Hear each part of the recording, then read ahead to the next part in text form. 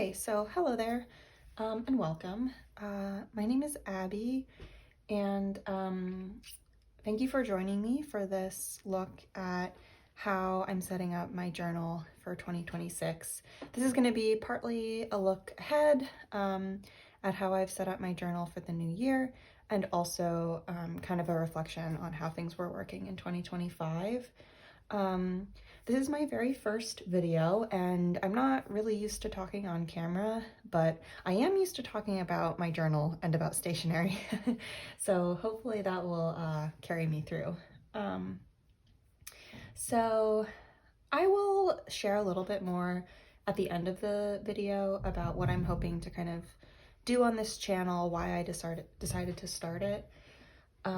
But for now, I'll just jump into my journal and talk about how I have it set up for 2026, and I'll show some examples of how I've used similar spreads in 2025. I'll just say that because I am in rings, I do tend to just continuously tinker with my pages throughout the year. Whenever something in my life has shifted and I feel I need a new type of format, I'll just go in and make those changes. But I still feel like the new year is a really nice time to reflect on what's been working and why, and, share ideas, set new intentions. So I thought it would be a great time to make this first video and kind of introduce my system. So I'll just say that for a long time, I did keep a whole bunch of different notebooks.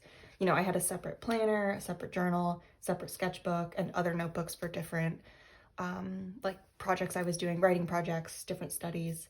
But in the past year or so, I've consolidated and integrated all of those things into a single ring binder. So I use this for a variety of purposes. I use it to draft writing. I use it as a diary and a planner. I use it as a sketchbook and as a commonplace book. And I really love this way of working. I think it is a really comforting thing for me to have everything together in one book. I think it makes me feel more like coherent as a person to be able to hold an object in my hands that includes all the various facets of my personality. I kind of feel like one of the Ood in Doctor Who, like holding their second brain in their hands when I carry this around. So I guess I'll just jump right into the binder and kind of show you what I mean. So I have my rings in this felt cover that I made myself. The binder spine is just secured into the pockets using these book boards. And I made these as well. I just covered them in some decorative like wrapping paper. So the spine itself isn't like attached into the cover. It's just secured through the book boards. And I like that because I do also have a Hobonichi Tragan cover that I will sometimes switch in and out of. And because that's a trifold, my full-size A5 pages fit in there too. Kind of gives you a little bit of flexibility to expand the size a bit. And that's the reason I wanted to make this cover myself, is because I wanted to use full-size A5 pages. I didn't want to have to use A5 slim and, have to be trimming the paper down. I usually keep a tarot card in here. This is the deck is called Tarot for All Ages. It's by an illustrator named Elizabeth Hadel, I think is how you pronounce her last name. She's one of my very favorite illustrators. I've followed her on Instagram since I was like in high school. And I really love this deck. I think it's really beautiful. So I usually just keep a tarot card in here just as a little piece of art and a nice little reminder. I've done that ever since I realized that the cards fit perfectly in this little pocket that I sewed in. And other than that, I'll occasionally just tuck, bits of ephemera in the front, but I try to keep it, pretty simple. And so I set up 3 sections in my journal. I have a section for drafts, for like drafting writing projects, basically. I have a planner section, which I call my references section. And then lastly, I have my journal section, which is kind of combination diary, commonplace book, and sketchbook. And I use these Foglietto index cards here as little section dividers, which is pretty convenient. So I will start off with the drafting section, although there actually isn't anything to show here right now. I just cleared this section out for 2026 because I am kind of in between projects. I just finished something up. Usually what I do is I do type all of my writing on my computer, but then I'll print out drafts, put them into my journal in order to revise them. I really think it's useful to switch between the screen and the page when I'm revising or drafting something, and I'll keep handwritten notes as well in this section. But as I said, it's empty right now, kind of a clean slate going into 2026. The next section is my references or planner section. So I have here in the front, I just started drafting out some kind of goals and intentions for 2026, which I have in here as a little dashboard. And now might be a good time to say that I do use a ton of different types of paper in my journal.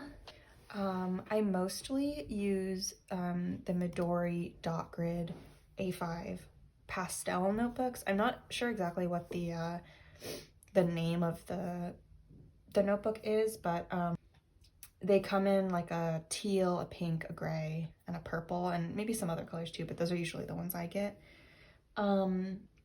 So I use those primarily. Those are just staple bound, so it's really easy to just pull out the staples and then cut and punch the papers for my binder. I also use the Life Vermilion and Pistachio notebooks. Those are thread bound, but I just use a stitch ripper to take the binding out, and then same thing, cut and punch the paper. I actually prefer Life paper. It's my favorite paper for writing in fountain pen.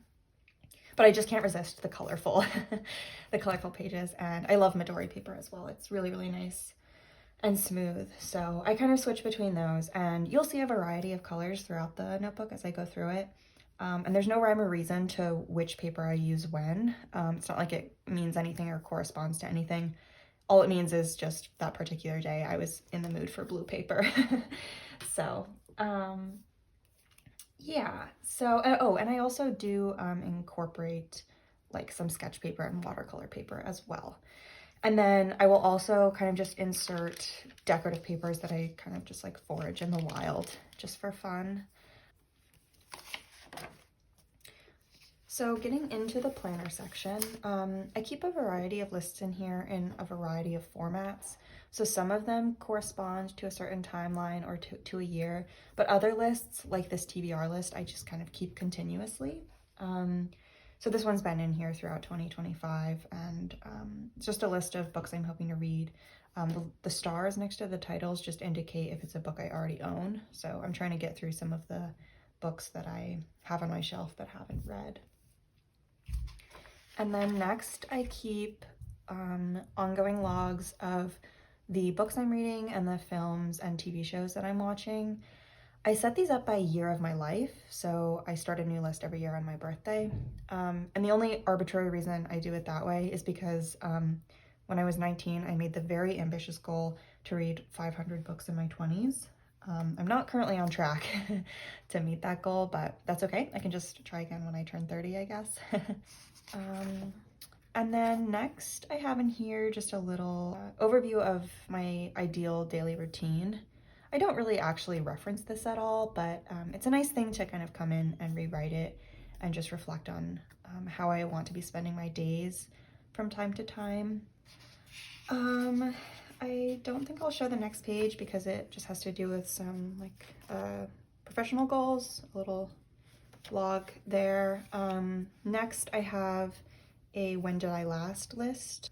So this is just a list of stuff for, you know, doctor's appointments, household tasks, digital declutters and upkeep, that sort of thing. Just things I want to do periodically, and I like to have a record of how long it's been since I've, you know, addressed certain of these more like administrative parts of my life. So I find that really useful. On the back, I just have a little list of daily and weekly tasks that I like to do on a daily or weekly basis in addition to those more periodic tasks. And then for 2026, I set up this, it's kind of like a year in pixels spread for my spending. I do a lot of more granular financial tracking in a spreadsheet on my laptop. So this is more of like a just way to kind of visualize how I'm spending my money and kind of in an attempt to keep myself intentional with my consumption. So basically I listed out the stuff I want to spend my money on so that I have the money actually to spend on the things that are important to me, and I'm not spending money on things that aren't important to me, if that makes sense. So I'm hoping this will be useful. I haven't done a spread like this before, but I thought it might be helpful to be able to visualize things this way for 2026. And then on the back side of this page, I do keep a just running wish list. So whenever I have the inclination to buy something, I throw it on there and I try to just give it some time and make sure it's something I actually want to invest in.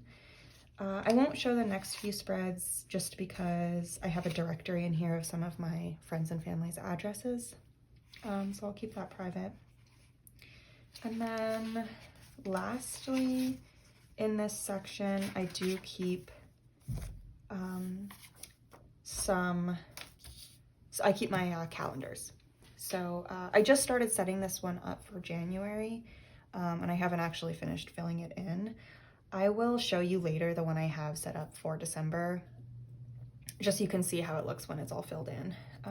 I do decorate these once part of the month has gone by, but they're mostly just functional spreads for me to see what's ahead, and then also it's a nice overview of how I spent the month as well.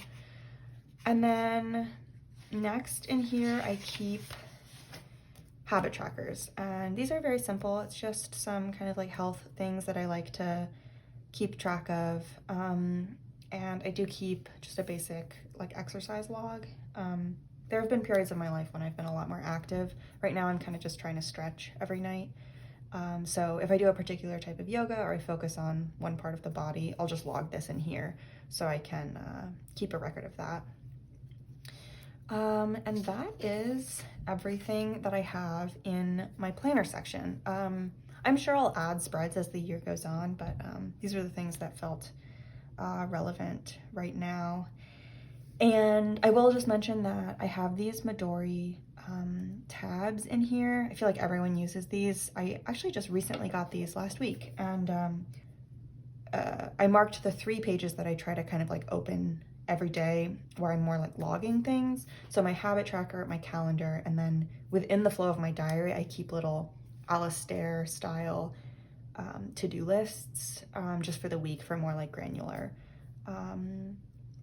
tasks that I want to accomplish throughout the week. So I have a tab for each of those 3 things. And so I try to do that either in the morning or before bed or both, and just review and check off all my boxes.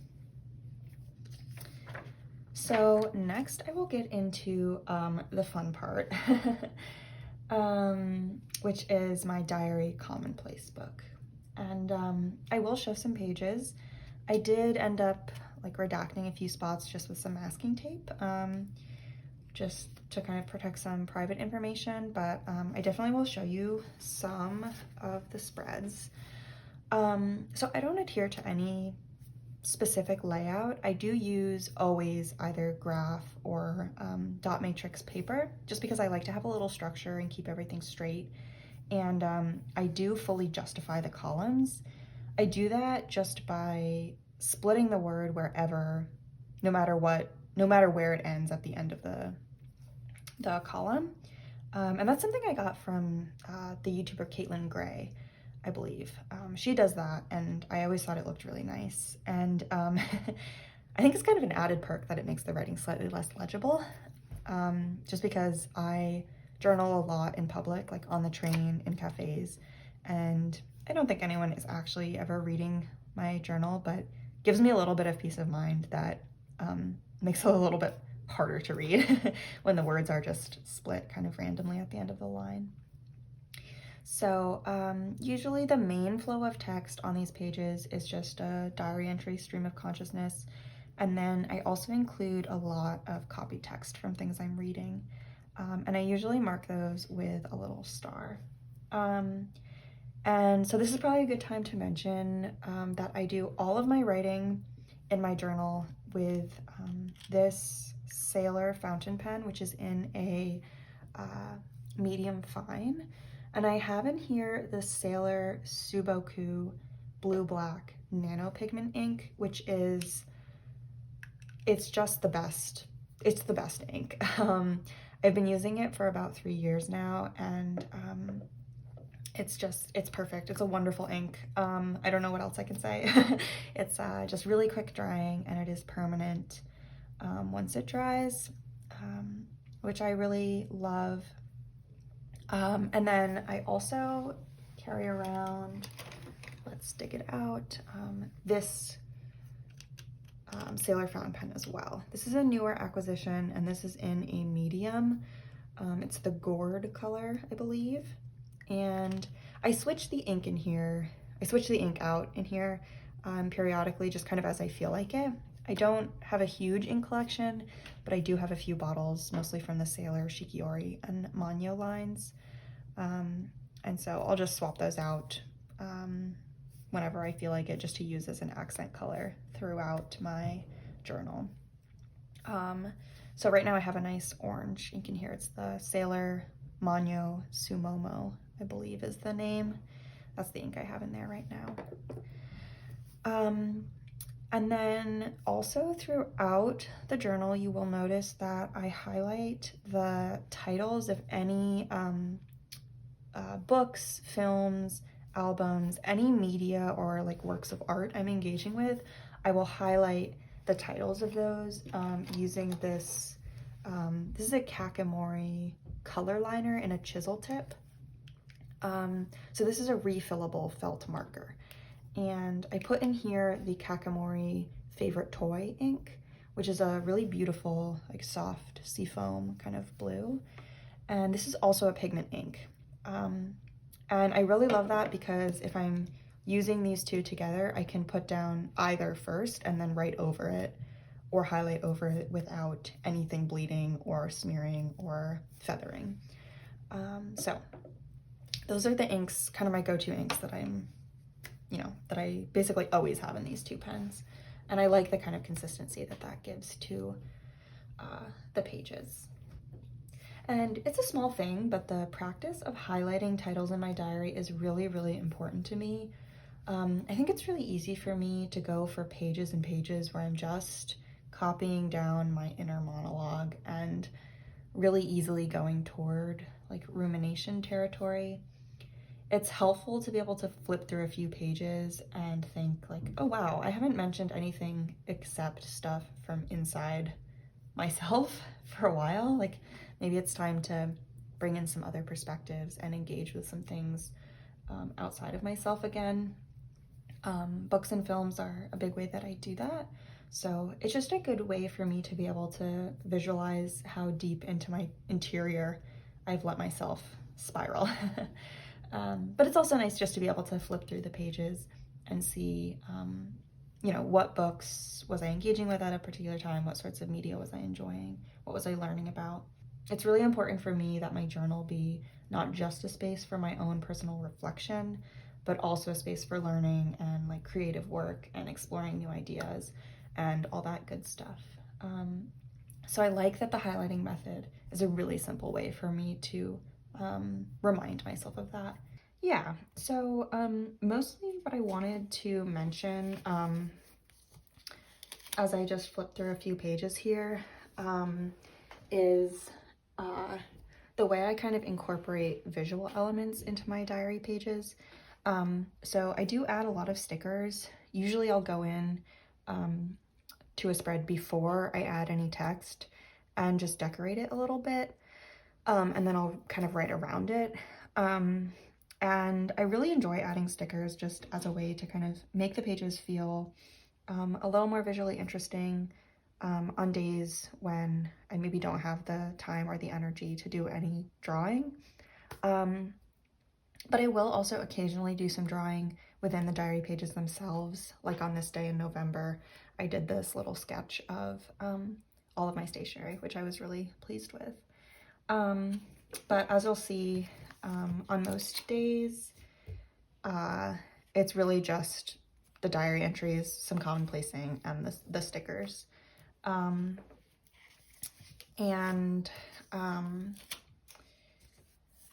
Yeah, I kind of just fit the flow of the text in however it fits. I'm not too strict about it.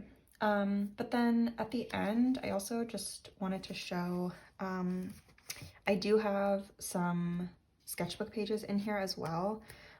And this section fills up really, really slowly. I used to draw a lot. I used to keep a separate sketchbook that I would open and work on basically weekly, if not daily.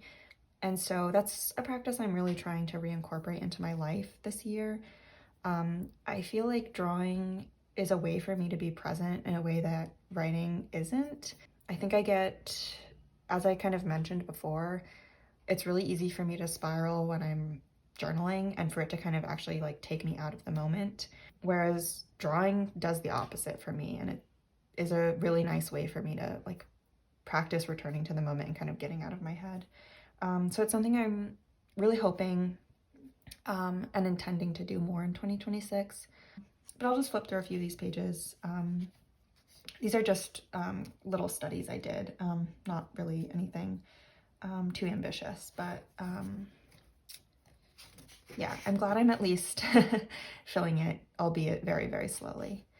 And then, lastly, I did just want to show my calendar. I already talked about this, but I thought I would just show it so you can see.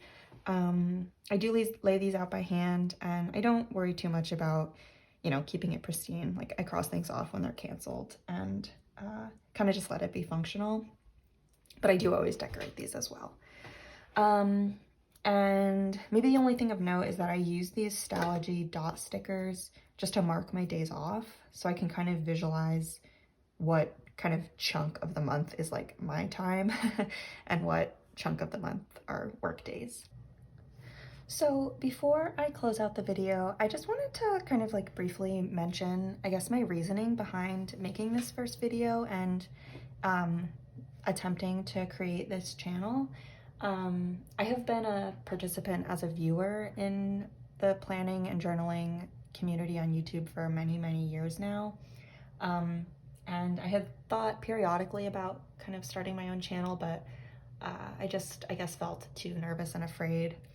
But lately I kind of have felt a little braver, and I think that partly came from watching actually a video from a creator here on YouTube named Nina Montagnier. And this particular video, which I will link in the description, it was about keeping a notebook as a way of creating meaning in your life and finding patterns and creating stability for yourself through connections and solider memories. And she was talking about how a journaling practice, in whatever form it takes, is a tool for kind of like almost like rerouting yourself in the world and engaging with it at a deeper level, and kind of resisting the shallow way that we're all encouraged to consume information. She talks in it about like how keeping a notebook is a way to push back against information just becoming stimulus. And what she was saying just resonated with me. It's something that I think has always held true for me, and especially in past years. The practice of journaling and keeping a notebook has like quite literally sustained me through some periods of real like chaos and disorientation in my life. And I have to say that I feel like this community on the internet has been like really steadily and quickly growing in the past like 6 months to a year, I've noticed. And it's really encouraging for me to see that. I also work in a stationery store right now, and I feel like I see it there. Like people are just getting excited again about analog tools of all kinds, like not only pen and paper, but you know, music. I saw like a clickbait article the other day about how Gen Z was having like a homemade Christmas, which is definitely true for me. I actually, one of the next things I'm going to do in my journal is print out some photos of like the gift wrapping and the like Nordic paper stars that I made for a garland for my living room this year. And I don't know, it makes me happy to see people of my generation like rejecting shallowness and craving real things. So I don't know, all of a sudden I kind of just thought like, we should be talking about this even more. And I have things to say about it. And so why don't I hop on the internet and say them? So yeah, I think everyone should keep a notebook and everyone should use it as a way of rooting themselves in their lives in whatever way that works for them. And so, yeah, I love seeing the ways that other people are doing that, and I wanted to share the way that I'm doing it right now.